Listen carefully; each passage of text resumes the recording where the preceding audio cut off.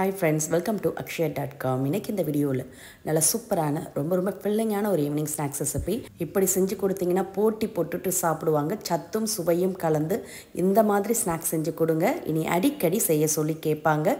வாங்க எப்படி செய்யறதுன்னு பார்க்கலாம். அதுக்கு வெள்ளை கொண்டக்கடலையை ஊற வச்சு எடுத்து வச்சுருக்கேங்க.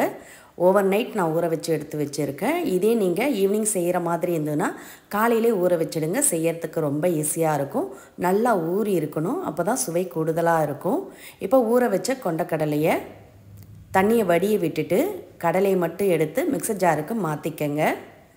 இது மாதிரி எல்லாத்தையுமே மிக்சர் ஜாரில் மாற்றிட்டு இதோட தோல் சீவனை இஞ்சி துண்டு கொஞ்சம் சேர்த்துக்கங்க.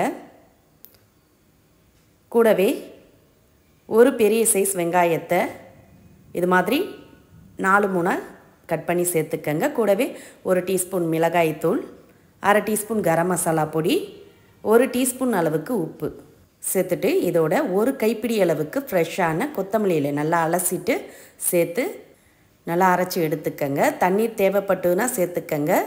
தண்ணீர் அதிகம் சேர்த்து தண்ணியாக அரைச்சிடாமல் இது மாதிரி கொரகொரப்பாக கொஞ்சம் திக்காகவே அரைச்சி எடுத்துக்கங்க.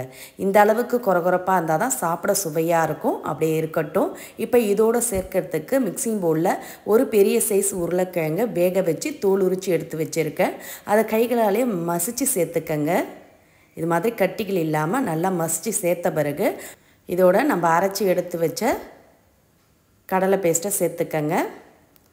எல்லாத்தையுமே மிக்சர் ஜார்லேருந்து நல்லா ஒட்ட வச்சு விட்டு சேர்த்துக்கங்க. இந்த அளவுக்கு திக்காக தான் இருக்கணும். இதோட 1/2 எலுமிச்சை பழத்தை பிழிஞ்சு விட்டுக்கங்க. ஃப்ளேவர் நல்லா இருக்கும். சேர்த்துட்டு கூடவே 1/2 டீஸ்பூன் ஜீரகம், 2 டேபிள் ஸ்பூன் அளவுக்கு கடலை மாவு, 2 டேபிள் ஸ்பூன் அளவுக்கு பச்சரிசி மாவு சேர்த்துக்கங்க. சேர்த்து கலந்து விட்டு நல்லா இறுக்கமாக பிசைஞ்சிக்கங்க. உருளைக்கிழங்கு வேக வச்சு சேர்த்துருக்கோம், கடலையும் அரைச்சி சேர்த்துருக்கோம். இந்த அளவுக்கு நல்லா திக்காக தான் இருக்கணும். கொஞ்சம் லூஸான பதத்துக்கு இருந்ததுன்னா நீங்கள் இன்னும் 1 டேபிள் ஸ்பூன் அளவுக்கு பச்சரிசி மாவு சேர்த்துக்கலாம். இப்போ பிசைஞ்ச மாவுலேருந்து கொஞ்சமாக எடுத்து இது மாதிரி சிலிண்டர் ஷேப்புக்கு உருட்டிக்கங்க. உருட்டிட்டு மேலேயும் கீழேயும் சமன்படுத்திக்கங்க. சமன்படுத்தி இது மாதிரி எடுத்திங்கன்னா ஃபிங்கர் போல் எடுத்து சாப்பிட ஈஸியாக இருக்கும். இதே மாதிரி எல்லாத்தையுமே தட்டி எடுத்து எண்ணெயில் போட்டு பொரித்து எடுத்துக்கங்க. அதிக எண்ணெயில் பொரித்து எடுக்க வேண்டியதில்லை. முழுகிற அளவுக்கு எண்ணெய் இருந்தால் போதும். எண்ணெய் நல்லா சூடானதும் எத்தனை உள்ளே சேர்க்க முடியுமோ அத்தனையும் உள்ளே சேர்த்து அடுப்பை மீடியமாக வச்சு பொரித்து எடுத்துக்கங்க. அப்போ தான் உள்ளேயும் வெந்து மேலேயும் செவந்து நல்லா கிறிஸ்பியாக இருக்கும். அடுப்பை ஹை ஃப்ளேமில் வச்சு பொரிச்சிங்கன்னா உள்ளே வேகாத மாதிரி இருக்கும், மேலே உடனே செவந்துடும். இது மாதிரி ஒரு சைடு வெந்ததும் திருப்பி விடுங்க. ஈவனாக இது மாதிரி திருப்பி விட்டு அடுப்பை மீடியம் ஃப்ளேம்லேயே வச்சு பொரித்து எடுத்துக்கங்க. ரொம்ப சுவையாக அருமையாக இருக்கும். நல்ல ஒரு கிறிஸ்பியான டீ டைம் ஸ்நாக்ஸ். பாருங்கள், 2 சைடுமே செவந்து நல்லா பொன்னிறமாக இருக்குது. இப்போ எண்ணெயிலேருந்து வடியை விட்டு எடுத்து பிளேட்டுக்கு மாற்றிக்கங்க. மீதம் உள்ளது இது மாதிரி பொரித்து எடுத்துருங்க. சட்டுன்னு வீட்டில் இருக்கக்கூடிய சிம்பிளான பொருட்களை வச்சு ஹெல்த்தியாக ஃபில்லிங்காக மாலை நேர உணவாக இது மாதிரி செஞ்சு கொடுங்க.